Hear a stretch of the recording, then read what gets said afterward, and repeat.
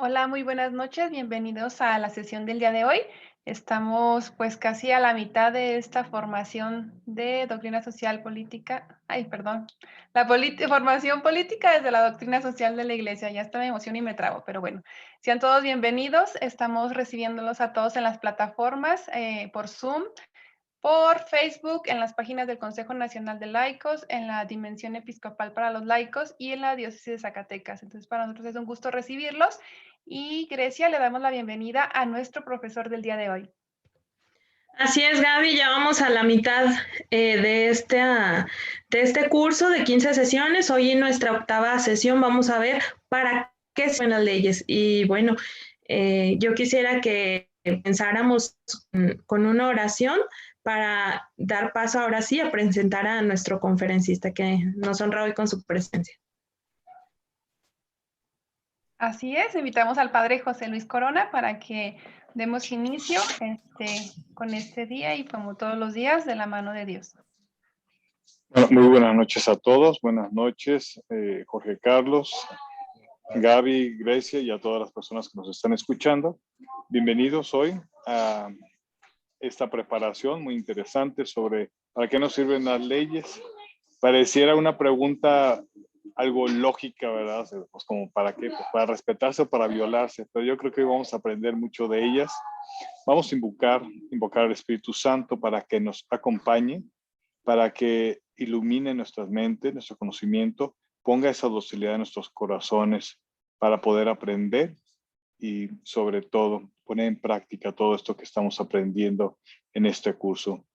Que nuestra Madre Santísima cubra este proyecto, cubra cada una de nuestras necesidades, que a través de la plática que el día de hoy que Jorge Carlos nos va a dar a cada uno de nosotros, nos permitan entender el valor de las leyes y que no están hechas nada más por hacerse, sino que nos permiten reglas de convivencia, que nos permiten compartir con nuestros hermanos en un mundo más fraterno y mucho más enriquecedor para cada uno de nosotros.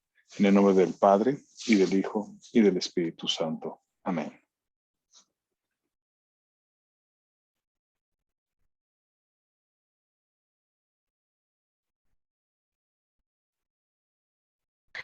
Así es, muchas gracias, padre. Y entonces ahora yo me permito presentarles al maestro. Les presento con mucho gusto al licenciado Jorge Carlos Estrada Avilés. Él es abogado por la Universidad Autónoma de Yucatán, es maestro en Derecho de la Universidad Marista de Mérida, es el notario público número 81 en Mérida, Yucatán, es notario y coordinador jurídico de la Arquidiócesis de Yucatán. Fue también, presidente del Consejo Nacional de Laicos del 2013 al 2019 y fue vicepresidente del Consejo Nacional de Laicos, es para el periodo 2019 a 2022. Es secretario de Estado de los Caballeros de Colón en México Sur, es miembro fundador del colectivo de organizaciones de la sociedad civil Red Pro Yucatán y además es profesor investigador en la Universidad Marista de Mérida. Y bueno, antes de dejarlos en manos del maestro, les recuerdo que la plataforma nos permite la interacción mediante preguntas y respuestas y comentarios en los botones que aparecen en la parte inferior de la pantalla. Y bueno, sin más, damos el espacio a este tema tan interesante. ¿Para qué sirven las leyes? Maestro, muchas gracias por acompañarnos esta noche. No, muchas gracias a ustedes. Muy buenas noches a todos. Me gusto saludarles. Es una enorme oportunidad que agradecemos el poder compartir estos momentos con ustedes de este esfuerzo importante que se ha hecho desde el Consejo Nacional de Laicos, ¿verdad? Y desde la Universidad Pontificia de México, que junto con la Dimensión Episcopal para los Laicos, la de la Conferencia de los Obispos de México, se trazó este ambicioso programa de formación desde la doctrina social de la Iglesia, ¿no? Cuando la doctrina social de la Iglesia pensamos que es algo pues muy difícil de aprender o de estudiar, pero en realidad la doctrina social de la Iglesia no es otra cosa, yo le menciono como teología para no teólogos, ¿verdad? es un compendio interesantísimo de teología, pero que al mismo tiempo es accesible para cualquiera persona que no tenga una formación especializada en la materia, ¿verdad? Entonces, pues en el marco de este esfuerzo que se hace, pues se traza este programa en el que ustedes han estado participando y nosotros hemos tenido la oportunidad de compartir algunas experiencias, algunos conocimientos. Y bueno, en este tema en específico, el tema que se llama así, ¿para qué sirven las leyes? Como bien decía el padre, pues parecía una pregunta demasiado obvia, ¿verdad? O sea, ¿para qué sirve una ley? ¿No? Bueno, pues una ley, sabemos para qué sirve, hay muchas leyes, pero realmente conocemos el sentido de la ley. Pues quisiera yo, pues iniciar, ¿verdad? Ustedes escucharon que en la presentación que se hacía de alguna información personal, servidor, que pues pertenezco a la Orden de los Caballeros de Colón y pocos saben que el primer presidente católico de los Estados Unidos, John F. Kennedy, pues era caballero de Colón, unos caballeros de Colón distinguidos que han habido en la historia, como han habido muchos mexicanos caballeros de Colón, santos incluso, San Rafael Guízar y Valencia, el santo obispo mexicano, pues fue caballero de Colón. Y este personaje usaba una frase que me parece importante para iniciar esta charla, ¿no? Él se refería a la escritura china, que se representa a través de elementos gráficos, y planteaba que la palabra crisis en chino está representada por dos gráficos, dos pinceladas. Una representa peligro, pero la otra representa oportunidad. Y decía él, en una crisis toma conciencia del peligro, pero reconoce la oportunidad. Creo que nuestro país está sumido en una muy grave crisis, en una crisis de instituciones, en una crisis de valores, que es lo más preocupante, en una crisis de leyes, donde la ley pues está al servicio de los más poderosos, al servicio de los intereses de las personas que están en la cúpula del poder y no están a favor de los valores, no están a favor de la sociedad, no están a favor de la familia, no están a favor de la vida. Y eso nos hace retomar este tema, ¿no? Retomar el tema de ¿para qué sirven las en un momento de crisis?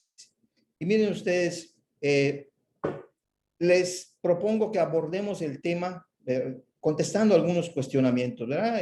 También entre mis datos curriculares se mencionaba que pues me interesaba mucho la investigación y los investigadores nos partimos de plantearnos cuestionamientos, ¿verdad? Para encontrar las respuestas a través de la búsqueda de la información, de la búsqueda de la razón. Entonces, empezaría como planteándonos preguntas, es un tema que no tiene una mayor importancia. Para entrarnos a qué es una ley realmente, nos hemos puesto a analizar, a revisar con detalle qué es una ley. Revisaremos también cómo se crea una ley, que pues lo sabemos en términos generales, ¿verdad? Pero para tener una idea y ir descubriendo cuál es nuestra participación, cuál es la participación nuestra en una ley, porque pareciera que es un tema ajeno, que es un tema lejano, que es un tema de autoridades, que es un tema de políticos, que es un tema de servidores públicos, pero no es un tema de los ciudadanos de a pie, a menos que se nos exija el cumplimiento de una ley, pues entonces prestaremos atención, pero realmente, ¿será que la ley solo la pueden crear las autoridades, los gobiernos? ¿Qué importancia tenemos los ciudadanos en ese tema, no?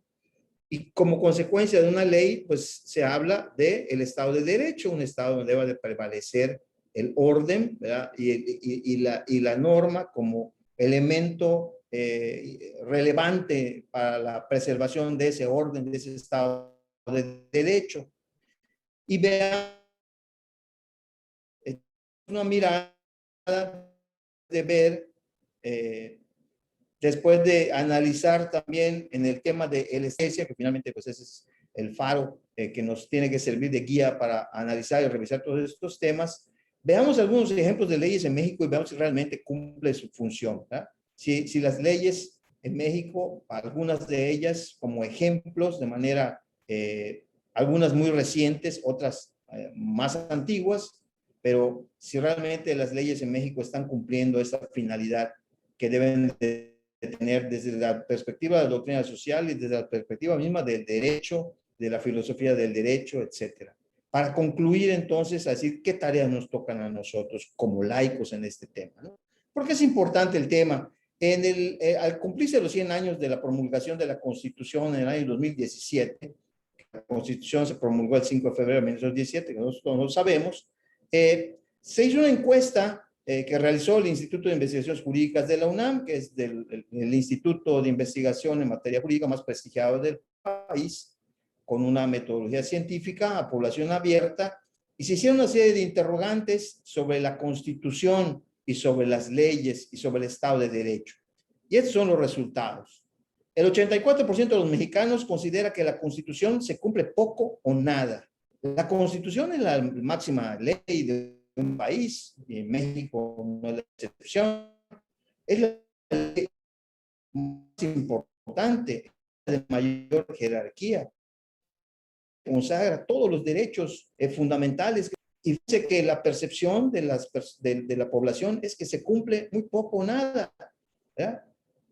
Conocerla, pues más de un 56% dijo conocerla poco. Eso poco nos debe de extrañar, porque ustedes habrán sido testigos, muchos medios de comunicación, periodistas, hacen encuestas con legisladores, sobre todo cuando van a iniciar el cargo. En el caso de la Cámara de Diputados Federal, cada 3 años, la Cámara de Senadores cada 6 años, y le preguntan de manera aislada a los nuevos diputados, a los nuevos senadores, sobre cosas tan básicas como cuál es el precepto constitucional que consagra el derecho a la educación, o el que consagra el libre ejercicio de las profesiones, o el que consagra la libertad de tránsito, o el que consagra la propiedad, o el que consagra el derecho al trabajo. Y tristemente, cada vez que se hace este ejercicio, pues el desconocimiento es casi absoluto de los legisladores, de los diputados, de los senadores, ya no digamos de los ciudadanos.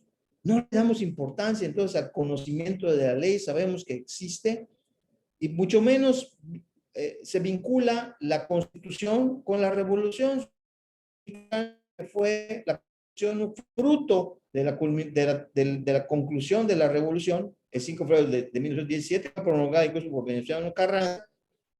Casi el 53% desconoce en qué año se aprobó. Pero peor aún, cuando se entra más al tema del Estado de Derecho, vemos preocupantes percepciones de la ciudadanía. 1 de cada 4 mexicanos piensa que violar la ley no está malo, lo malo es que te sorprendan. Es decir, mientras no me sorprendan, como decimos vulgarmente, mientras no me cachen, pues entonces, pues violar la ley no está malo. Y a veces pensamos que violar la ley tiene que ser un acto muy grave, muy trascendental. No, no, no. Violar la ley puede ser desde pasarme un alto cuando no viene nadie, pues no voy a hacerle daño a nadie y me paso el alto. O sea, no me importa la norma, no me importa la ley, no me importa, porque como nadie me está viendo, pues lo puedo hacer, y eso lo vamos llevando a una escala mayor y lo vamos volviendo algo natural en nuestras vidas. Eso es algo que no podemos permitirnos nosotros mismos, ¿verdad? Vean ustedes, casi el 40% piensa que una comunidad tiene derecho de tomar justicia por mano propia. Es decir, ¿cuántas veces no hemos sido testigos de noticias, en medios informativos, de comunidades indignadas por delincuentes que han puesto en jaque a una comunidad, que cuando los encuentran, por lo menos es lincharlos, ¿no?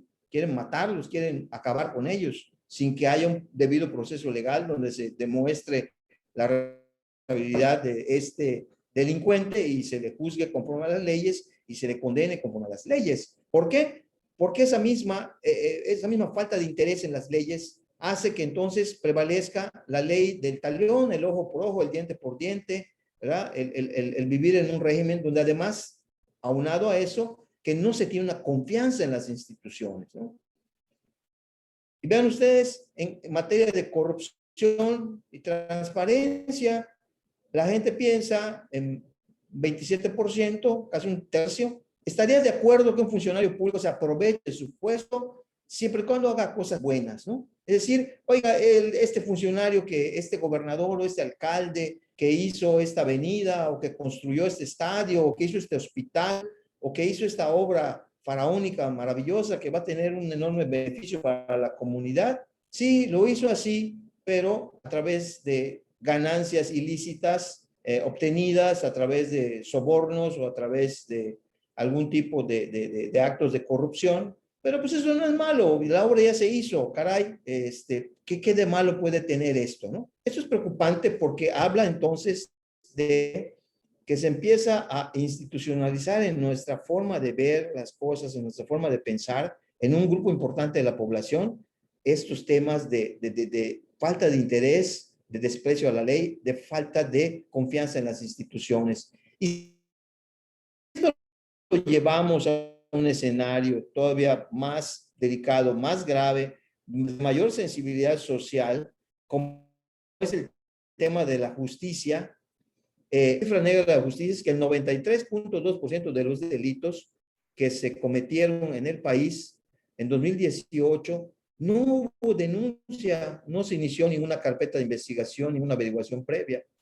Esto es tremendo. ¿Y eso qué revela? Primero, desconfianza en las instituciones. Segundo, desinterés en la ley. Tercero, pues el saber los ciudadanos que acudir a denunciar un delito les va a resultar a veces más gravoso que las consecuencias que el delito pudo haber tenido, o van a tener que padecer una verdadera tortura psicológica, física, un desgaste emocional, económico, para poder ser resarcidos en la afectación que han tenido como víctimas de un delito, ¿no? Y eso hace que entonces no acudan a denunciar. Y al no acudir a denunciar, ¿qué es lo que hace? Que se genere una enorme impunidad.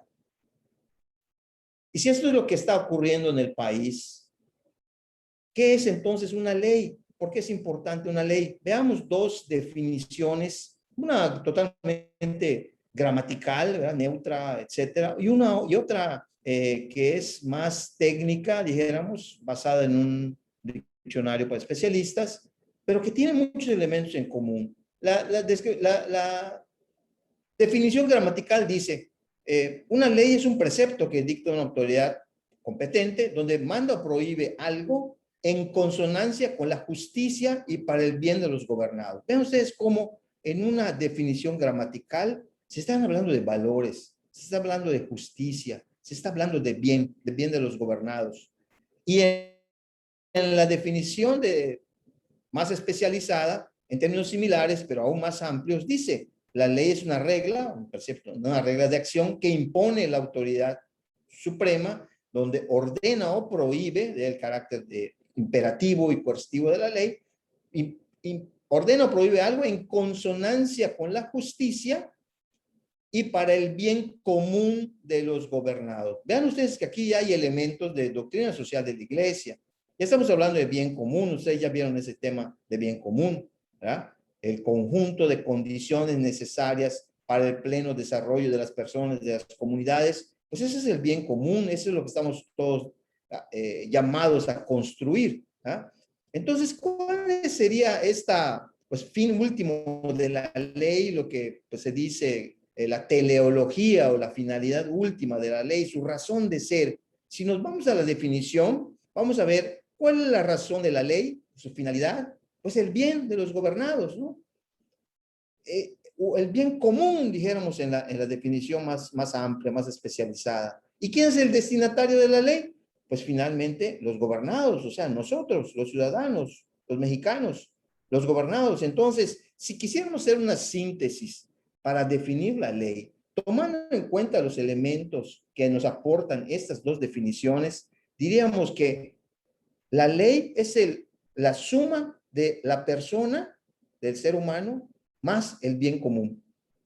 Ninguna ley podrá tener otra razón de ser más que la búsqueda del bien común, y ninguna ley deberá tener ningún destinatario, ¿ya? Ningún sentido si no está dirigido a la persona, a buscar el bien común de la persona. Entonces, persona más bien común es igual a ley, y toda ley debería de observar estas características, ¿verdad? Tener esta teleología, esta finalidad última. ¿Qué pasa cuando esto no se cumple? O muchas veces todavía peor, y es muy feo decirlo, pero muchas veces se pervierte la ley, se pervierte el sentido de la ley, se le limita, se le desvía, se utiliza como una herramienta para fines que están contrarios a la finalidad verdadera de la ley. En México sabemos que las leyes se crean por los poderes legislativos a nivel federal, que está próxima a llevarse a cabo la elección, ¿verdad? Por 500 diputados que se van a renovar. La Cámara de Senadores, la llamada Cámara Alta, esa no se va a renovar porque los senadores duran en cargo 6 años, pero va a haber la renovación de 500 diputados, de los cuales 200 son plurinominales y 300 son de mayoría relativa.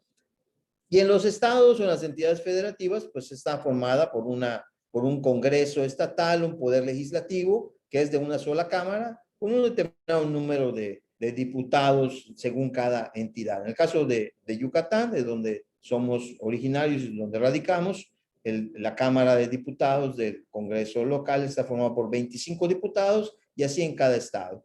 ¿Y quién tiene derecho a iniciar o a proponer una ley? Esto es bien interesante, porque pensaríamos que para que una ley se pueda promulgar, una ley se pueda reformar, se pueda modificar, se pueda adicionar, se pueda crear, solo lo puede hacer, pues, en primer lugar, obviamente, el presidente de la República. También, obviamente, los legisladores, diputados y senadores del Congreso de la Unión o los diputados de las legislaturas locales. ¿Y los ciudadanos dónde quedamos? Podemos, los ciudadanos, ojo, sin intervención de legisladores, proponer una ley, presentar una iniciativa como la hace el presidente, como la hacen los diputados o los senadores. Podemos nosotros presentar ante los congresos estatales leyes. Pues fíjense que sí, sí podemos. Y no podemos hace poco tiempo, hace ya casi 10 años, la reforma política del año 2012, ¿verdad?, trajo como consecuencia que en la misma Constitución Federal, y eso está consagrado expresamente en el artículo 35, en su fracción séptima de la Constitución Federal, está consagrado el derecho de iniciativa popular. Una iniciativa popular que es una iniciativa de ley que puede ser desde una reforma constitucional hasta la propuesta de una nueva ley, hasta la propuesta de modificar o reformar una ley. La pueden hacer, la podemos hacer nosotros los ciudadanos, ¿verdad? Y lo que se ha hecho es que en los estados, diferentes estados de la República, se han promulgado leyes de participación ciudadana. En algunos casos están en las legislaciones electorales. Estuve revisando Zacatecas, figuras de participación ciudadana como el referéndum, como el plebiscito, pero está consagrada la iniciativa popular. ¿Y saben qué se necesita? Que se presente por escrito, que la avalen 500 ciudadanos cuando es una ley estatal. ¿Ah? Se pueden modificar también reglamentos municipales con 50 firmas. Se pueden modificar ordenamientos legales del Estado de menor jerarquía a las leyes o a la Constitución estatal con 100 firmas, avaladas por 100 o 500 o 50 firmas según si es municipal, estatal o constitucional. En el caso de San Luis Potosí, hay una iniciativa de ley de participación ciudadana que está en el Congreso en estudio, que no se ha aprobado. Desde diciembre de 2020, la última noticia que pude investigar y encontrar es que hay una propuesta de ley de participación ciudadana donde está contemplada esta figura de la iniciativa popular, pero ya está en la Constitución. Entonces nosotros los ciudadanos podemos hacerlo y esa es una manera de ser proactivo, porque lo más fácil para nosotros los ciudadanos de a pie, para nosotros los laicos católicos, es ser reactivos. Es decir, cuando se presenta una ley que atenta contra los valores evangélicos, que atenta contra la familia, contra la vida, contra el matrimonio, contra las libertades, etcétera, etcétera, etcétera, pues vamos todos a quejarnos, vamos a hacer plantones, vamos a hacer marchas, vamos a recabar cientos de miles de firmas que mandamos en portales electrónicos y vamos a ir a los congresos de los estados con pancartas y hacer nuestra manifestación social, que eso está muy bien, porque es un elemento de presión social, pero los políticos saben muy bien que después de esos momentos de presión social, pues ellos tienen finalmente la posibilidad de aprobar o desaprobar la ley, y de parte de nuestra no ha habido una acción positiva, una propuesta, algo proactivo. Nos quedamos en el ámbito reactivo de la reacción y no accionamos algo, ¿verdad? No vamos al siguiente escalón de la participación, que ya es ir con una propuesta concreta y obligar a un Congreso a estudiar una ley, obligar a un Congreso a cambiar o modificar una ley, y lo podemos hacer. Pero ¿por qué no lo hacemos? Porque no lo sabemos, porque no nos interesa la ley, pensamos que es otra cosa, pensamos que no es algo que nos competa a nosotros. Y el conjunto de leyes y el conjunto de instituciones configura lo que se llama el Estado de Derecho. En un Estado de Derecho hay dos principios fundamentales, uno aplicable a las autoridades y otro aplicable a los ciudadanos, a los gobernados. El principio que aplica a las autoridades se llama principio de legalidad. Y el principio de legalidad dice que las autoridades solo pueden hacer lo que la ley les faculta. Es decir, para que un servidor público, un funcionario público pueda actuar, tiene que estar en la ley el catálogo de sus atribuciones, de lo que puede hacer. No puede hacer más allá de lo que la ley expresamente le diga que puede hacer, porque si no incurriría entonces en un abuso de autoridad. Por el contrario, los ciudadanos nos regimos por un principio que se llama el principio de libertad. Y según ese principio de libertad, nosotros podemos hacer todo aquello que no esté prohibido en la ley. Si mientras la ley no lo prohíba, lo puedo hacer. Salvo que la ley me diga, no puede ser tal cosa, pues no lo haré. Pero si la ley no me lo prohíbe, lo puedo hacer. Y si la ley me lo permite, como en el caso de las leyes de participación ciudadana, pues con mayor razón. Y el Estado de Derecho implica que todos respetemos el marco legal, todos respetemos las instituciones, que todos respetemos los procedimientos a las leyes, ¿verdad? También cumplan su función, ¿no?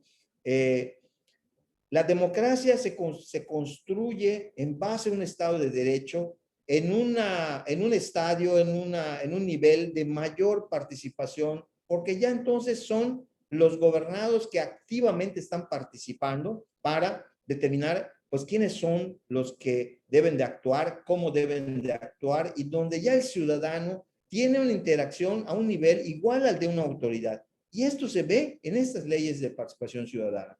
Ya no necesito ir a rogarle al diputado, golpearle a la puerta y casi suplicarle, por favor, que me haga caso para que yo pueda, para que nosotros querramos que una ley se modifique. Lo puedo hacer yo. Yo lo puedo hacer de manera directa, sin esperarlo.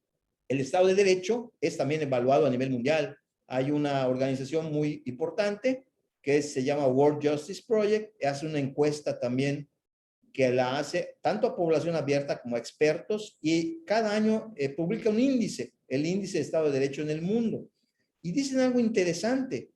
Dicen que el Estado de Derecho, dice, es la base de una comunidad donde haya igualdad de oportunidades, haya paz, sea la base para un desarrollo, para el respeto a los derechos fundamentales. ¿No nos suena esto a bien común? ¿Ya? Igualdad de oportunidades, paz, desarrollo armónico, transparencia, rendición de cuentas, respeto de derechos fundamentales. Esto, señores, es doctrina social de la Iglesia. Esto es bien común. Pero dicen ellos también, tradicionalmente el Estado de Derecho se ve como algo que es de los jueces, de los abogados, de los políticos, no es algo de los ciudadanos. Pero los problemas que ocurren con motivo del incumplimiento de la ley en temas de seguridad, en temas de derecho, en temas de justicia, en temas de gobierno, afecta a todos. Entonces, el Estado de Derecho nos involucra a todos. ¿Cómo está México en este índice? ¿Ya? Se hace esta encuesta en 128 países, ¿verdad? Se hace más de 130,000 encuestas a población abierta y se hacen 4,000 cuestionarios a expertos. Parte de mi experiencia también como abogado y como docente me llevó a ser director de la Facultad de Derecho aquí en la Universidad Marista durante 6 años, y fui invitado por el World Justice Project a participar como experto o como conocedor en la materia en este índice Estado de Derecho, que hace una encuesta muy profesional, muy amplia, para evaluar el cumplimiento de las leyes y de las instituciones y de los procedimientos. El lugar de México en esa encuesta, de 128 países, México está en el lugar 104. Y vean debajo de qué países está: de Kenia, de Níger, de Guatemala. Y no porque denostemos de ninguna manera a ningún país, pero uno pensaría que México tiene un mayor nivel de desarrollo económico, social, político, de bienestar. Hoy que tanto se usa la palabra bienestar, ¿verdad? Que ya se ha desgastado tanto, se ha devaluado tanto. Pero dijéramos que nosotros deberíamos de vivir, o creemos que vivimos en un estado donde el bienestar es mayor que en los países africanos, ¿verdad? Pero fíjense que no. En materia de Estado de Derecho, estamos por debajo. Estamos en el lugar 104 de 128 en total. Estamos al final, estamos hasta abajo en ese índice de Estado de Derecho. Otro indicador importante lo publica Transparencia Internacional, el Barómetro Global de la Corrupción, y en 2019, ¿verdad? Ese barómetro decía que 1 de cada 3 personas en México tuvo que pagar un soborno para realizar un trámite o exigir un servicio público, ¿no? Y donde hay mayor porcentaje de esta corrupción es con las policías, con la justicia y con los servicios básicos, ¿no? Voy a la ventanilla y pues para que mi trámite salga, pues tendré que darle una gratificación, entre comillas, al empleado que está en la ventanilla para que mi trámite salga rápido, o darle un soborno a una persona que se presta como gestor para que yo no tenga que hacer la cola y perder tiempo, usar el tiempo en hacer un trámite que necesito para otras cosas más importantes, y prefiero pagarle a alguien para que vaya y soborne a alguien para que yo tenga mi trámite más rápido, o el policía que me detiene porque cometió una infracción de tránsito, y en lugar de aceptar la infracción y asumir la consecuencia y pagar la multa, pues me parece mejor pues darle una mordida, como le llamamos, ¿no? Darle una cantidad de dinero para que sea la vista gorda y me deje ir porque tengo mucha prisa, ¿no? Eso es verdaderamente preocupante y habla de esta situación. ¿Y qué nos dice la doctrina social? ¿Qué nos dice la doctrina social de las leyes? ¿Qué son las leyes? ¿Qué son las normas? Miren, la doctrina, el compendio en su número 88 dice: las normas tienen la función de ser directrices que rigen, ¿verdad?, las relaciones de una sociedad, ¿verdad?, que buscan su desarrollo, su plena realización. Esas son las leyes. Entonces, las leyes están en un plano de directriz, en un plano de algo que nos ordena, nos manda, nos muestra hacia dónde debemos de ir, ¿verdad? Y ya vimos en la definición que el destinatario y la finalidad es la persona y la búsqueda del bien común. Esa es una ley. Y así está inscrito en los principios de la doctrina social de la Iglesia. Esa directriz de buscar una adecuada relación entre las personas, y que esa relación se dé de manera armónica, se dé de manera plena, logre su desarrollo y su realización de manera total. Eso es lo que una norma debe ser. Esa es su razón de ser.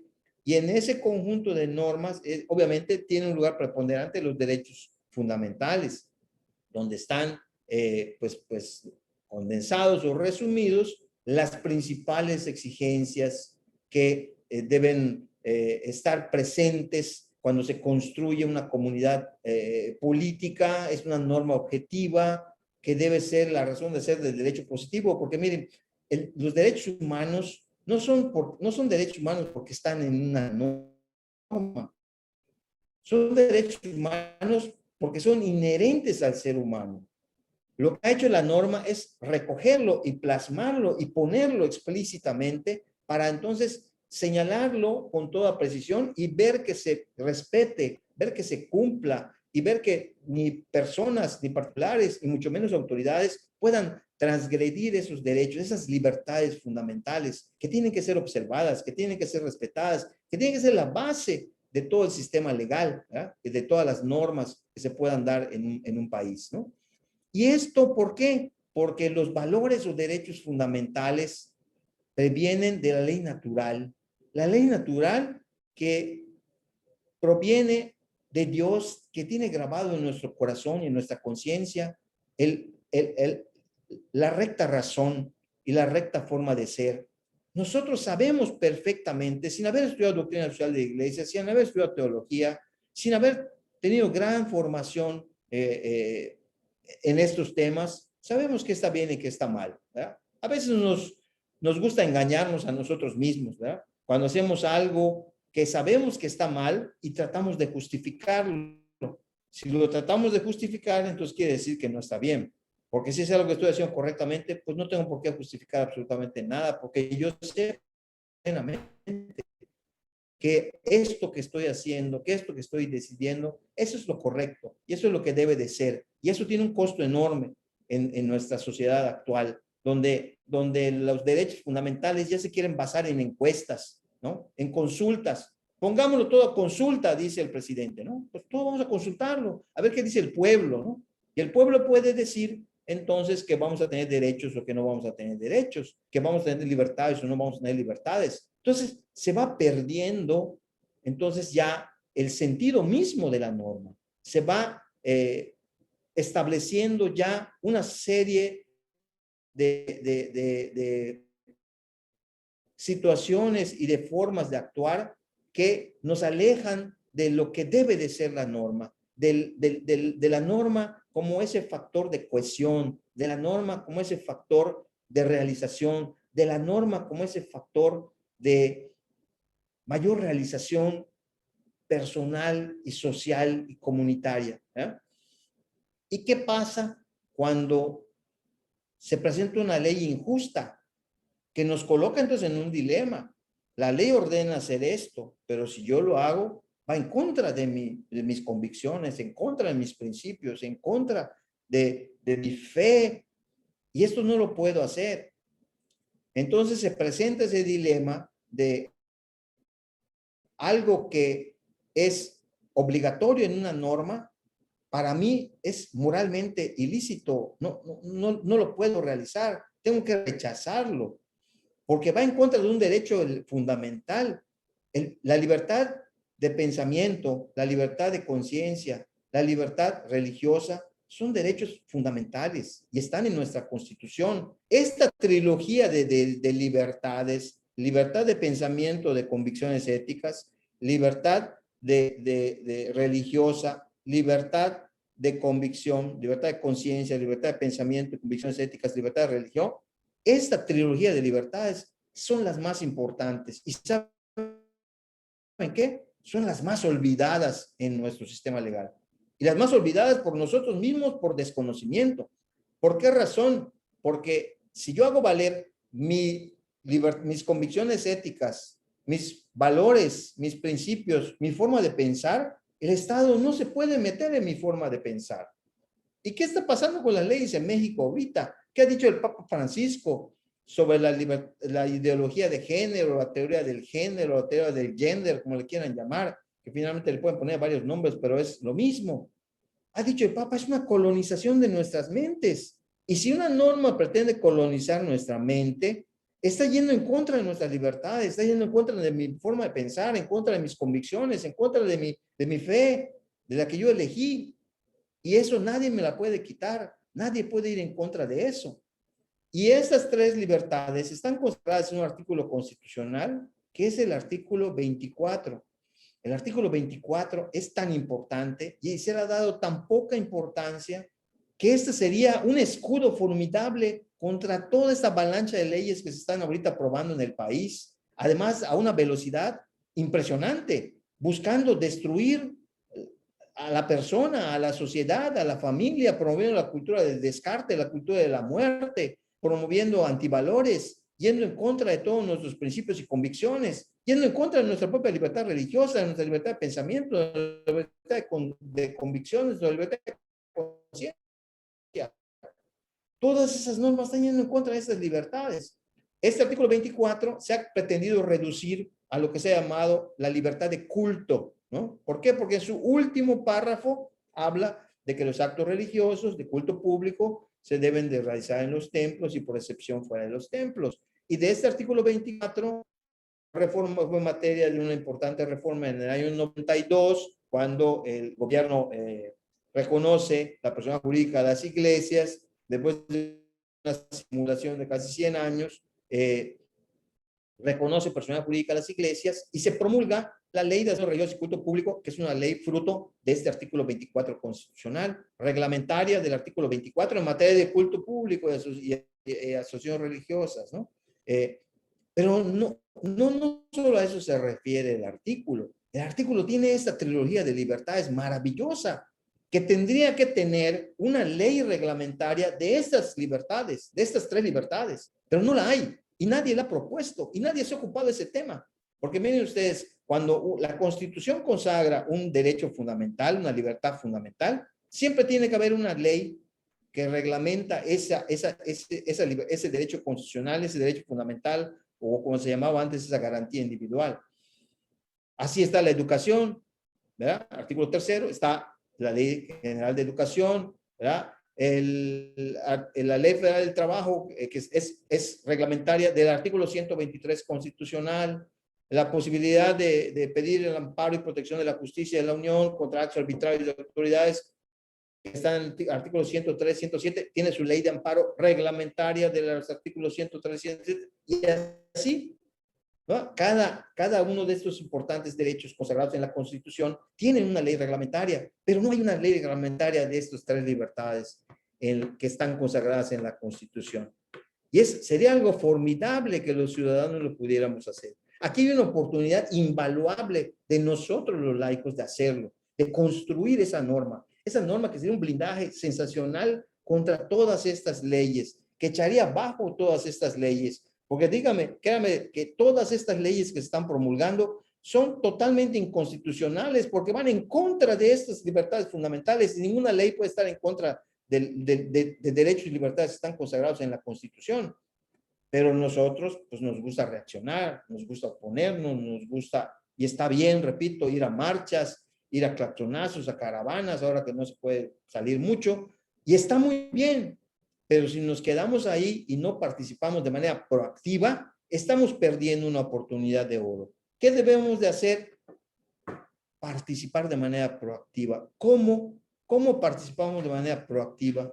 Pues no perdiendo la oportunidad de participar, ¿verdad?, en lo que nos toque hacer. Miren ustedes, el sistema electoral mexicano está diseñado de manera tan maravillosa que no funciona porque los ciudadanos no participamos en gran medida. Cada vez que viene un proceso electoral, también leyeron en mi currículum que soy notario público, ¿verdad? Los notarios públicos, los días de las jornadas electorales, los días de las elecciones, tenemos que por ley, por mandato de ley, tenemos que tener abierta la notaría todo el tiempo que dure la elección para que cualquier ciudadano, cualquier representante en partido, cualquier funcionario de casilla, requiera los servicios del notario para dar fe de alguna irregularidad que se pueda estar cometiendo durante el proceso electoral. Y entonces tenemos la obligación, incluso gratuitamente, de prestar nuestros servicios y estamos casi 24 horas de guardia en la notaría, pues, pendientes de que cualquier ciudadano pueda requerir nuestros servicios para ir a dar fe de estos actos. Y cada 3 años que vienen estos procesos estatales o federales, nos ha tocado en alguna ocasión resultar ser designados como funcionario de casilla. Le llega una su carta del Instituto Electoral, ¿verdad?, donde dice, usted ha sido designado para ser funcionario de casilla porque la letra de su apellido, el mes que nació, etc., etc., si es una insaculación y salió usted del listado nominal, ¿no? Yo he tenido que responderle al instituto que como notario público yo tengo la obligación de estar en mi notaría y no puedo desempeñar la función, el cargo de funcionario de casilla porque ya tengo un mandato de ley para cumplir ese día y ese día estoy en mi notaría junto con personal de guardia para que se pueda prestar este servicio que la ley le impone a los notarios. Pero otras personas y otros conocidos, amigos, clientes, les pregunto, oye, ¿te ha llegado la carta para ser funcionario de casilla? Y te dicen, sí, me llegó. Oye, ¿qué tal va la capacitación? No fui. No, ¿y por qué no fuiste? No, hombre, no es una lata. Tienes que ir allá a que te capaciten. Luego el día de la elección, días antes, tienes que ir a recoger el material, llevarlo a tu casa, llevarlo ese día, abrir la casilla, estar ahí presentes, estar todo el día ahí, y luego hasta la tarde, noche, hacer el conteo de los votos, luego hacer los paquetes, luego llevárselos a la autoridad electoral para entregárselos. Hombre, qué flojera. Es un trabajal tremendo. No, no, no es mucho tiempo que me va a quitar, ¿no? Nos está quitando tiempo la participación ciudadana. Pero esos espacios que nosotros dejamos por desinterés, por apatía, por desidia, por negligencia, lo van a ocupar gentes que tienen un interés en la elección, que tienen una afinidad con algún partido político y van con su cara ciudadana, pero ocultando su verdadera intención de favorecer a un partido político, y ellos sí van a ocupar esos espacios. Y podemos ser funcionarios de casilla, podemos ser observadores electorales, que es una función importantísima que podemos hacer. Nosotros, los ciudadanos, estamos llamados a ser observadores, a denunciar y a percibir y a denunciar irregularidades durante el proceso electoral a la autoridad, que pueden invalidar elecciones incluso, ¿ya? Y tenemos muchas posibilidades, pero no lo hacemos. ¿Por qué? Por desinterés, por apatía, Tenemos que organizarnos también. Hay personas como yo que tienen interés en participar, pero necesitamos organizarnos, ¿verdad? Necesitamos también informarnos, necesitamos tener esa capacidad de análisis.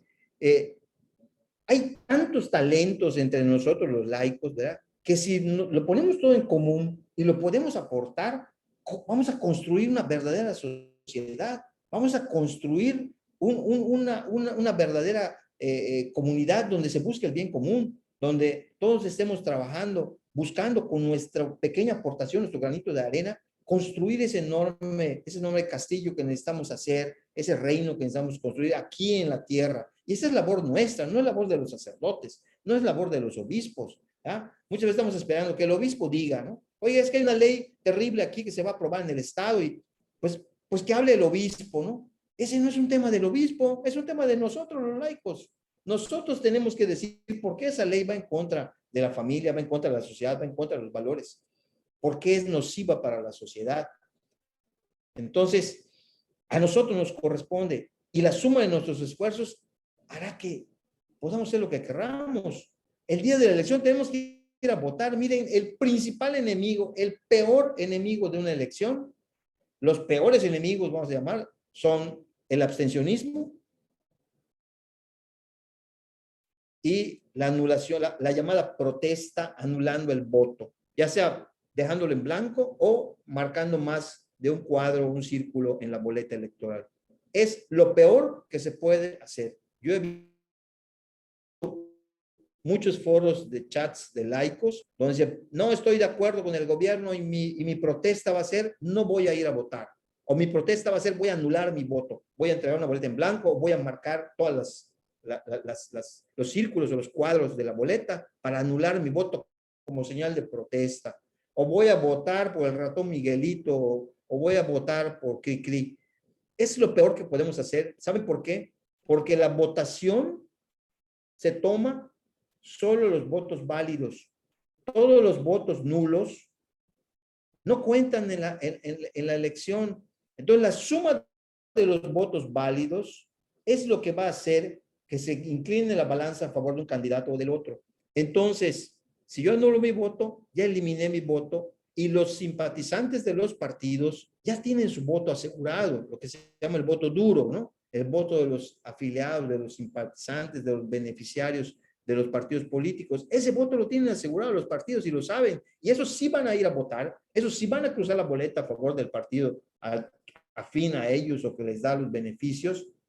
Y nosotros creemos que protestar es no ir o creemos que protestar es anular nuestro voto. Es lo peor que se puede hacer porque estamos logrando que estos partidos nos hagan un lado y entonces sus afiliados, ¿no? Sus simpatizantes, les den a ellos más votos de los que podrían tener si nosotros ejercemos nuestro voto apropiadamente. ¿Y por qué no ser candidato también?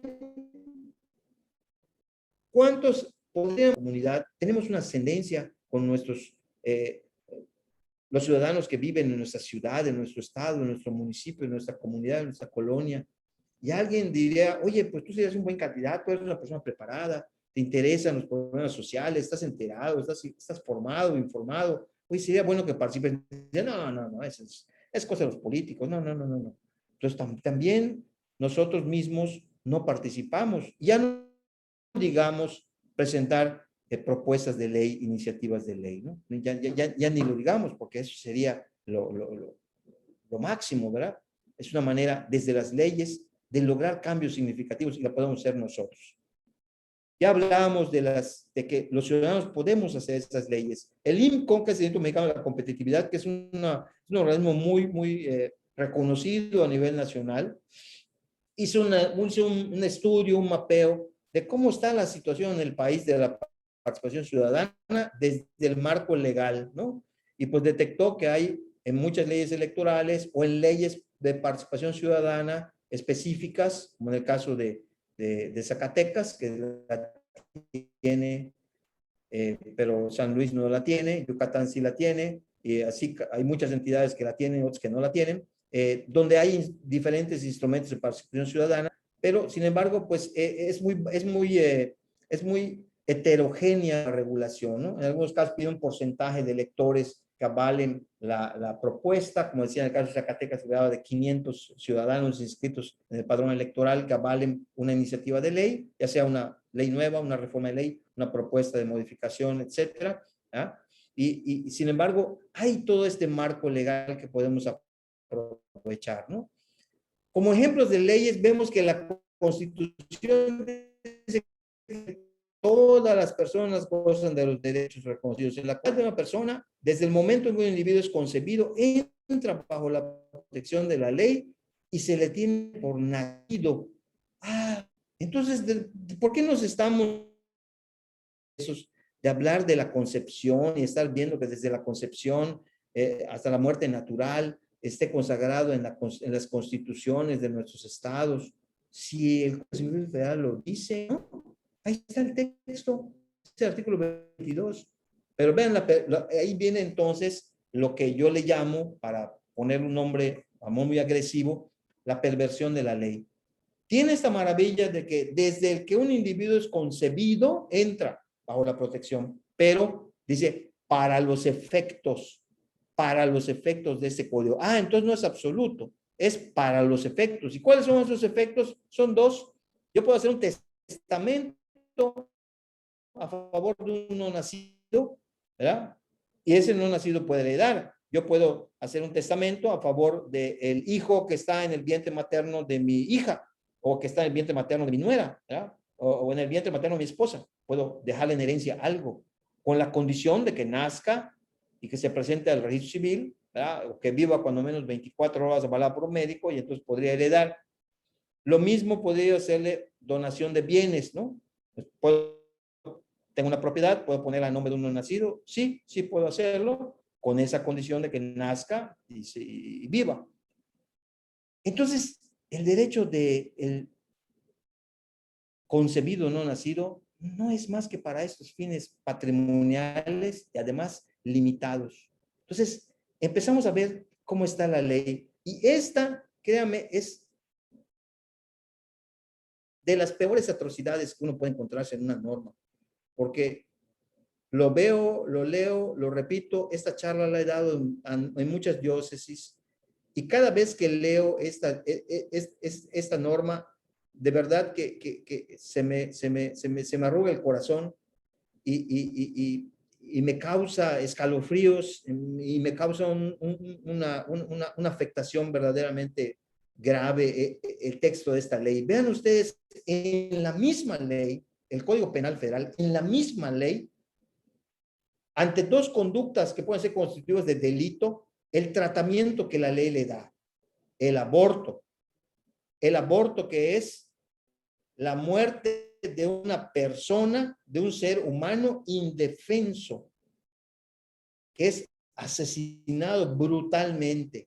Vean ustedes la sanción de 1 a 3 años si está de acuerdo la mujer, de 3 a 6 años si no está no consciente, y de 6 a 8 años si se hace con violencia. Esa es la pena que la ley le da al asesinato de un ser humano. Y vean ustedes qué pena le da a robarse una vaca, robarse una colmena de abejas, robarse un cabrito, robarse un cerdito, robarse una mula, robarse un caballo. La pena que le da es de 2 a 10 años de prisión, robársela. Y matar a un ser humano de 1 a 3 años. ¿Dónde está aquí el sentido de la ley? ¿Dónde está la persona como centro de la ley? ¿Dónde está la construcción del bien común? No está, no puede estar. Esta es una perversión de la ley. Y la ley está así, y está construida así hace muchos años. Esa no es una ley nueva. Y ni hablemos de la NOM 046, terrible, que permite pues, el aborto en niñas de 12 años sin consentimiento de sus padres, ¿verdad? Y la ideología de género presente en la Constitución, en la reforma del artículo 3 en materia de educación, donde ya habla de, empiezan a llamarle y a pervertir el lenguaje, ¿verdad? Hablando de educación sexual y reproductiva, derechos sexuales y reproductivos, ¿verdad?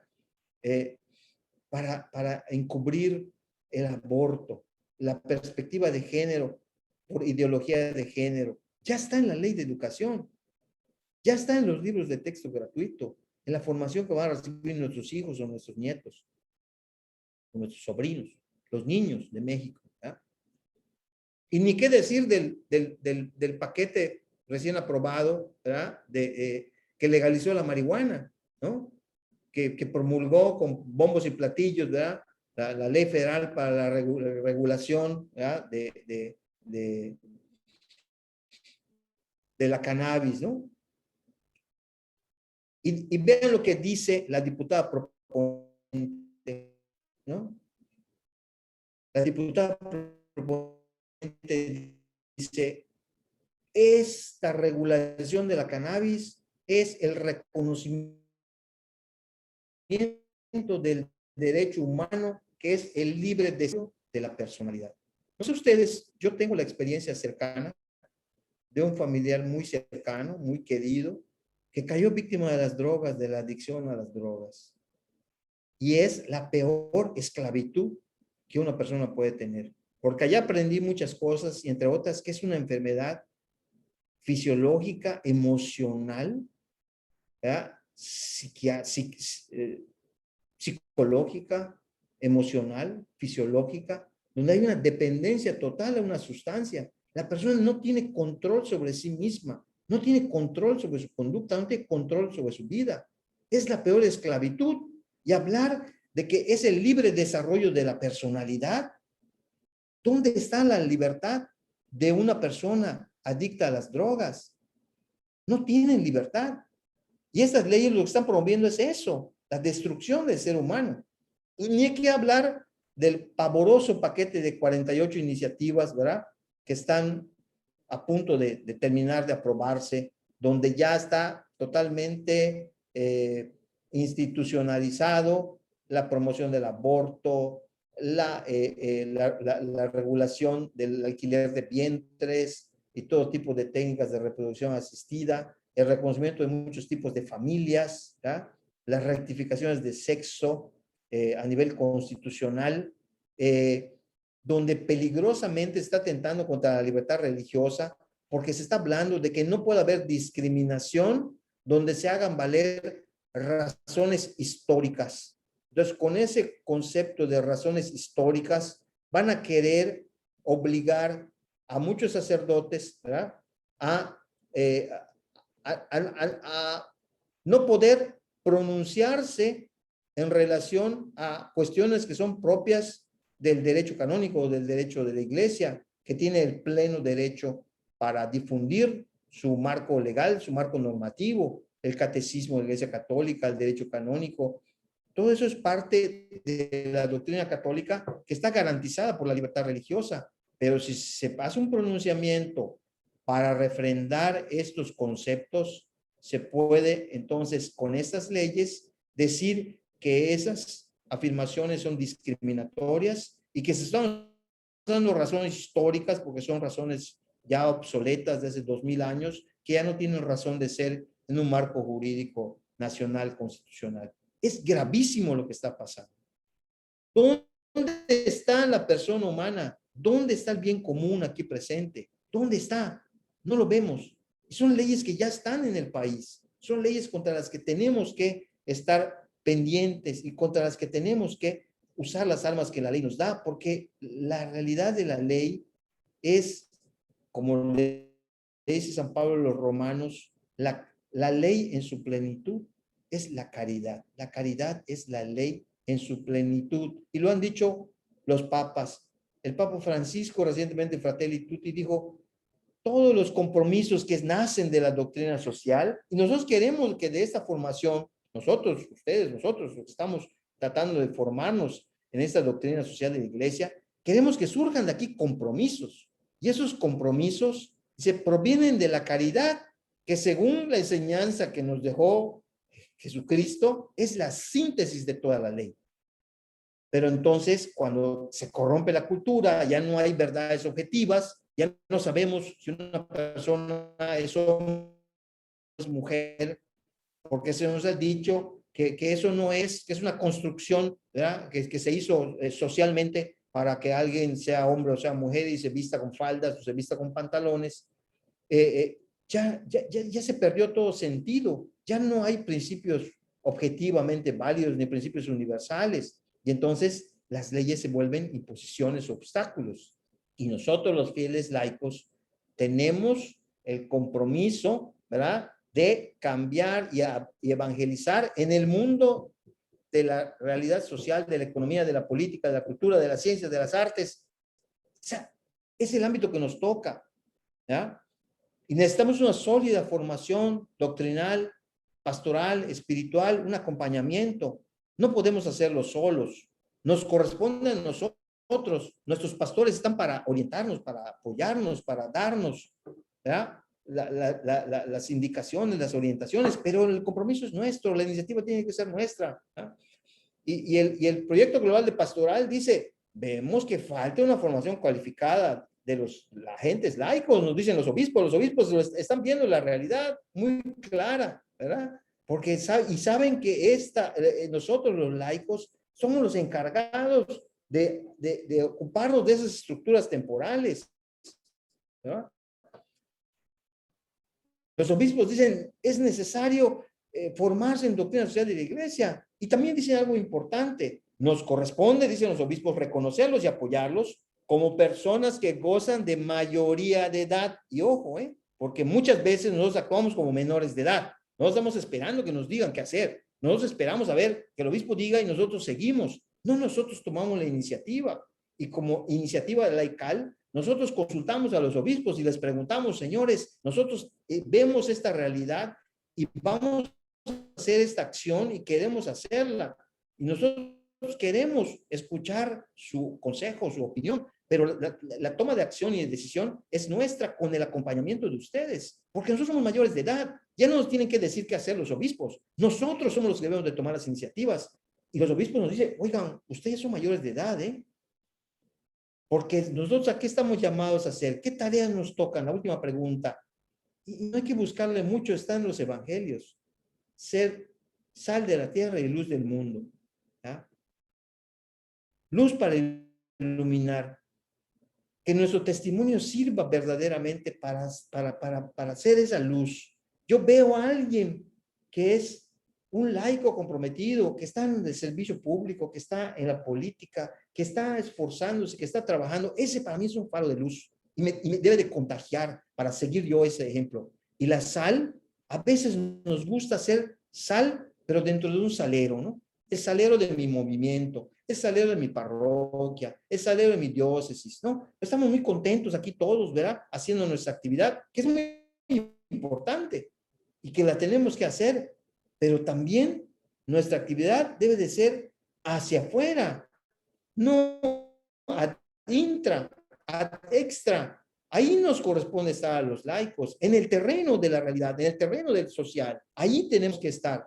Porque miren, nosotros los laicos, pues parecemos atletas que nos entrenamos, ¿no? Pues vamos a nuestra hora santa, estamos frecuentando los sacramentos, la reconciliación, ¿verdad? La Sagrada Eucaristía, estamos entrenadísimos, ¿verdad? En lo espiritual nos esforzamos mucho, ¿verdad? Estamos colgados de la Santísima Virgen, rezamos nuestro rosario todos los días y a lo mejor hasta varias veces, ¿verdad? No nos perdemos el Ángelus todos los días, rezamos la coronilla de la Divina Misericordia a las 3 de la tarde, rezamos la novena a San José y a todos nuestros santos, y eso está total y absolutamente bien. Es un reforzamiento de nuestra fe, pero nuestra fe la tenemos que poner en acción, porque si no, seríamos los atletas que se están entrenando y entrenando y entrenando y entrenando, y cuando llega el momento de la competencia y disparan para salir a la carrera, pues la pista está vacía, ¿no?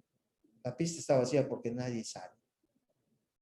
Y están todos entrenaditos ahí, listos para emprender una carrera velocísima, ¿verdad? Y no una carrera, un maratón. Porque con toda la preparación que tenemos, ya tenemos la fuerza suficiente para correr un maratón. Pero no, ni siquiera salimos, ¿no? Nos sentamos en el graderío a ver quién va a salir. Cuando que el que está llamado a salir soy yo, no otro. Estoy buscando a ver quién soy yo. Y no lo vemos así. Lo vemos como que le corresponde a otros, pero no es a otros, a nosotros. Debemos de elegir a nuestros legisladores, debemos ser observadores o funcionarios de casilla, debemos de votar el día de la jornada. Es la elección más grande de la historia que tenemos a la vuelta de la esquina, ¿verdad? Con toda esa cantidad de más de 21,000 cargos que se van a renovar, ¿verdad? Más de casi 95 millones de personas debemos de votar. A ver cuántos vamos a votar, ¿verdad? Y debemos de usar nuestro poder ciudadano para identificar leyes que sean contrarias a los valores evangélicos y proponer nuevas leyes con esta iniciativa ciudadana. ¿Ah? Y terminamos con como empezamos con dos pensamientos, terminemos con dos. Uno pues un famoso científico, ¿no? Albert Einstein, que dijo, la única crisis amenazadora es la tragedia de no querer luchar por cambiar. Las crisis van a estar y nos vamos a lamentar y a lamentar y a lamentar y a lamentar, pero si no hacemos nada y no luchamos por superar esa crisis, esa es la peor crisis, esa es la peor amenaza. Y nuevamente John F. Kennedy dijo, para la acción hay costos, hay riesgos, desde luego que los hay, ¿verdad? Nos van a perseguir, nos van a denostar, nos van a acusar, no va a ser gratis la lucha, pero son muchos menores esos costos y esos riesgos que los riesgos a largo plazo, una cómoda inacción, ¿verdad? De estar en la comodidad de mi status quo, que no se muevan que no me haga olas nadie, ¿verdad? Y seguir en la comodidad de esa inacción. Entonces, en nuestras manos está, hermanos, en nuestras manos está cambiar esa realidad, en nuestras manos está participar, en nuestras manos está el futuro de nuestro país, y es una labor que nos corresponde a nosotros los laicos, a nadie más. Y la ley es una herramienta formidable para lograr ese cambio. Ojalá que poco a poco vayamos tomando conciencia, ojalá que podamos difundir esto entre nuestros conocidos, entre las personas con las que convivimos, ¿verdad? Porque debemos tener un efecto multiplicador también con estas charlas, ¿verdad? Y pues muchísimas gracias por su atención y estoy a sus órdenes. Muchísimas gracias, profesor Jorge Carlos. Es muy satisfactoria esta clase, muy interesante. En lo personal me da mucho gusto tenerlo esta noche aquí. Tuve oportunidad de estar en alguna otra conferencia con usted y con su esposa, y realmente para mí fueron un testimonio muy grande de laicos comprometidos profesionalmente y espiritualmente y con toda la fuerza de Dios en la vida laical. Entonces, muchas gracias por compartir su conocimiento con nosotros. Y hay una preguntita, están participando nuestros hermanos por aquí. Nos dicen Si una ley como la de género o la de aborto está en contra de la libertad de conciencia religiosa, es decir, es una ley anticonstitucional, entonces, ¿por qué se aprueba si se supone que revisa la inconstitucionalidad? Pero lo que pasa aquí es que, pues, estas aprobaciones legislativas obedecen a intereses, ¿no? A intereses de grupos, a intereses de partidos, a intereses del poder político, del poder público, y por eso se aprueban, ¿verdad? Pero lo que nos corresponde a nosotros hacer en esos casos son dos cosas, ¿no? Una es impugnar esa ley a través de los medios de defensa que nos da la ley. Está el juicio de amparo, ¿verdad? Están algunos, está la acción de inconstitucionalidad, que esa pues solamente la pueden hacer valer legisladores y determinados funcionarios públicos están legitimados o pueden hacer valer esta acción de inconstitucionalidad ante la Suprema Corte de Justicia de la Nación, o nosotros los ciudadanos podemos impugnar a través de un juicio de amparo, o también podemos nosotros proponer una reforma, ¿verdad?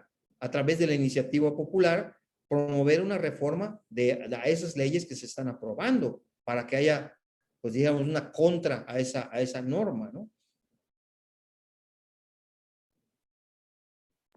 Ok, muchas gracias. Y hay otra que nos dicen que en dónde pudieran encontrar lineamientos para proponer una ley con la participación. Hagan una búsqueda en su estado.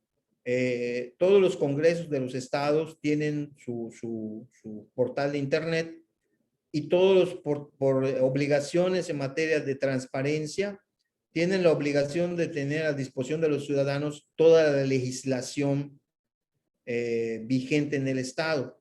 Entonces, en el portal de los poderes legislativos o de los congresos estatales, busquen ley de participación ciudadana así, o búsquenla a través de iniciativa popular. Con cualquiera de estos conceptos van ustedes a encontrar, vimos ese estudio que hizo IMCO, en algunos casos estas herramientas de participación ciudadana están en las leyes electorales, y en otros estados hay leyes específicas que se llaman así, leyes de participación ciudadana. Hay 25 estados que tienen leyes de participación ciudadana. Entonces, hagan la búsqueda y ahí les va a decir los requisitos. Es muy sencillo, ¿verdad? Los requisitos para presentar una iniciativa, el número de firmas que tienen que avalar esa iniciativa, y pues ya tienen ustedes el derecho de presentar leyes en sus congresos estatales sin estar rogándole a un diputado que haga el favor de presentar la ley que queremos modificar o la ley nueva que queremos proponer.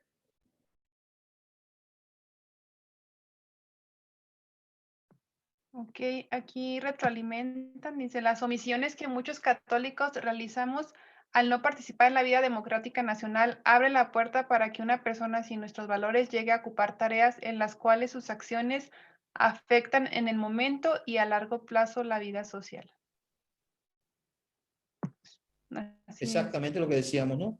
La falta de participación nuestra, pues, hace que otros que tienen sí unos intereses muy claros, ¿verdad? Que no están buscando el bien común y que no están buscando favorecer a la sociedad ni a los valores que nosotros defendemos, pues van a ocupar esos espacios, ¿verdad? Espacio que no se ocupa por parte nuestra de los laicos católicos, pues va a ser ocupada por alguien, ¿no? Y por alguien que no va a representar nuestros valores ni va a representar a los principios que nosotros estamos promoviendo sobre todo, ¿no?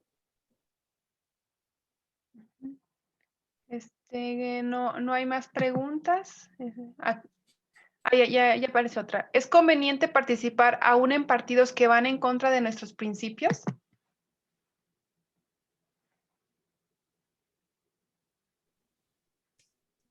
Miren, ahí es una elección personal. Ahí cada quien participación en los partidos. Si ustedes me dijeran, oiga, es que este partido abiertamente promueve el aborto, promueve, etcétera, evidentemente, si va en contra de los principios, no debemos de participar en ese partido, ¿verdad?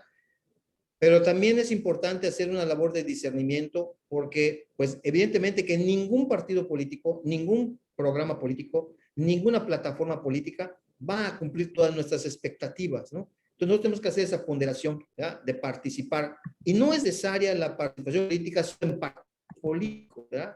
Se puede participar en muchas instancias. Se puede como un ciudadano, a través de organizaciones civiles, ciudadanas, participar políticamente. Aquí porque está presente un miembro de la Red Pro Yucatán, ¿verdad? A la que nosotros pues, pertenecemos y fuimos fundadores, aunque no tengamos una participación muy activa en esa Red Pro Yucatán, que son casi 60, 70, 80 organismos de la sociedad civil, laicales, con cara laical, ciudadana, ¿no? Que están dedicados a temas políticos, pero no políticos partidistas, temas políticos que abonan a la construcción del bien común.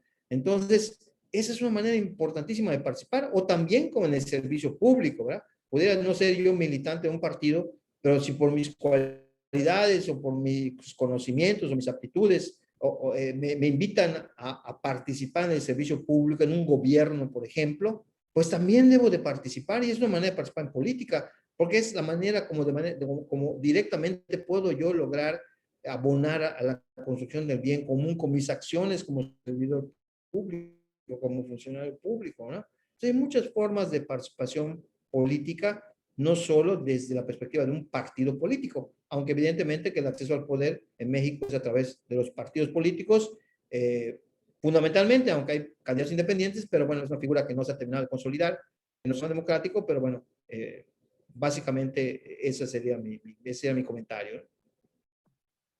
Okay, gracias, profesor. Otra pregunta, nos dicen que la Constitución mexicana es una expresión del bien común.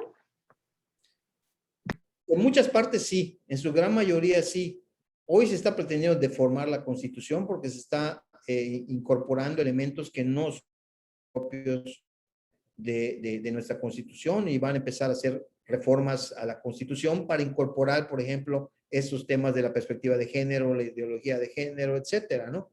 Pero en términos generales, nuestra Constitución sí, en su esencia, en su construcción, en su definición, sí abona al bien común digamos, en la parte fundamental. Debemos de recordar que la parte social de la Constitución mexicana de 1917 pues tuvo su inspiración, su sustento y en mucho en la Rerum Novarum, ¿no? En la encíclica papal tan importante que tiene un contexto social, pues hay una parte también que está ahí recogida en nuestra Constitución, sobre todo en la parte social, en la parte laboral, etcétera, ¿no? Entonces, sí, en general, aunque tiene obviamente sus puntos negros, vamos a llamarle así, ¿no?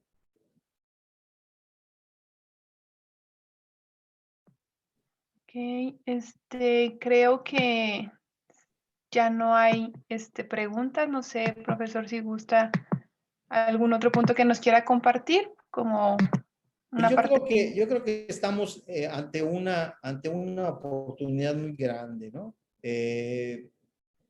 Tenemos que abrir un poco abrir el entendimiento, y es abrir también los ojos, ¿verdad? Para mirar la realidad, ¿no? Y aprender a ser analíticos de la realidad y aprender a tomar acción, ¿verdad? Esa es la parte que me parece a mí más importante, ¿no? Tomar conciencia para tomar acción.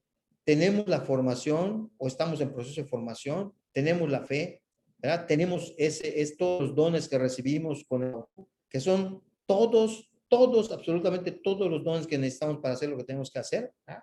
Ya los recibimos. No, la formación viene como un complemento, pero tenemos todo. Nada más es dejarnos ser instrumento y decidirnos a participar, ¿verdad? Tomar acción. Esa es la parte que me parecería a mí más importante, ¿no? Que como laicos asumamos nuestro papel. Recordemos que dijo el Papa San Francisco cuando dirigió una carta al entonces presidente de la pontificia del área pontificia para América Latina, el cardenal Ouellet, un cardenal canadiense, le dijo, es la hora de los laicos, pero parece que su reloj se ha detenido, ¿no? O sea, es la hora de nosotros accionemos, pero pues nosotros no accionamos, ¿no? Así es, nos hemos quedado como tal vez paralizados, esperando que nos caigan muchas cosas del cielo y pues Dios necesita de nuestra voluntad de hacer las cosas. Siempre no sé si llamarlo necesidad, pero en esa libertad que nos da, necesita que nosotros digamos sí. Lo hemos visto en el Evangelio y tanto en el Antiguo Testamento como en el Nuevo, siempre necesita que nosotros le digamos, sí, ahí vamos. Entonces, igual que esta clase nos ayude a despertar conciencias y hacer parte de nosotros el conocimiento de las leyes y ver por dónde podemos aportar. Como dijo usted, profesor, el compromiso, comprometernos realmente, un compromiso constante, con una perseverancia para poder ver los frutos. Y ánimo, ánimo, porque sí podemos. Sí podemos y tenemos todo para hacerlo. Así es. Bueno, por último, nos comparten que dicen, veo con angustia que tratamos de inventar la rueda en lugar de hacerla funcionar. Con este activismo deformado, no hacemos más mal que bien. Yo creo que es importante canalizar el activismo, ¿no? No está mal, es importante canalizarlo, tomar lo positivo de las cosas que se hacen, ¿no? Yo creo que hay muchas cosas positivas que podemos rescatar, ¿verdad? Y aquí la idea es construir, es sumar, es construir, no es dividir, no es ver nuestras diferencias, sino ver pues, los puntos en común que tenemos, que son muchos, son más los elementos que tenemos en común, que nos pueden dividir, ¿verdad? O que nos podamos disentir. Entonces busquemos los puntos comunes y construyamos, porque digo, el diálogo es muy difícil, pero el verdadero diálogo se da con los que piensan diferente que yo. El verdadero diálogo es con el otro, con el que piensa, que no piensa como yo, el que piensa como yo. Y esa es la parte en la que tenemos mucho que trabajar, ¿no? Porque somos muy dados a la confrontación, que es lo más fácil, ¿verdad? Lo más fácil es confrontarnos, es enfrentarnos unos con los otros, es sacar a flote nuestras diferencias, nuestras divergencias, nuestro disenso, pero el consenso es lo más importante y esa es la tarea más difícil, pero es la tarea que tiene más frutos, ¿no? Todos tenemos algo positivo, todos tenemos algo bueno, sumemos eso bueno que tenemos para construir una sociedad mejor, y vamos poco a poco pues limando nuestras diferencias, ¿verdad? Así es, a crear una unidad de nuestro país, un México unido, y en esa unidad hacer grandes cosas. Bueno, Es profesor, si no hay más preguntas, vamos a hacer la oración final, solamente que llegan de repente. Ok. Felicitaciones, es lo que están llegando ahorita. Felicitan y agradecen mucho su ponencia. Ha traído muchas luces a cada uno de nosotros y con ello lo vamos a replicar. Varios de aquí están en responsabilidades de varios grupos, entonces es como una cascadita. Dios mediante se haga un cambio social y podamos sembrar. Tal vez no nos toca ver, pero que quede la semilla bien sembrada. Muchas gracias. El padre tuvo algún problema con la conexión, entonces vamos a hacer nosotros la oración final. Vamos a entregar a la Santísima Virgen María esta charla, esta ponencia, para que por sus manos la entregue a nuestro Dios, a nuestro buen Dios, y pueda haber frutos abundantes como lo hubo en ella.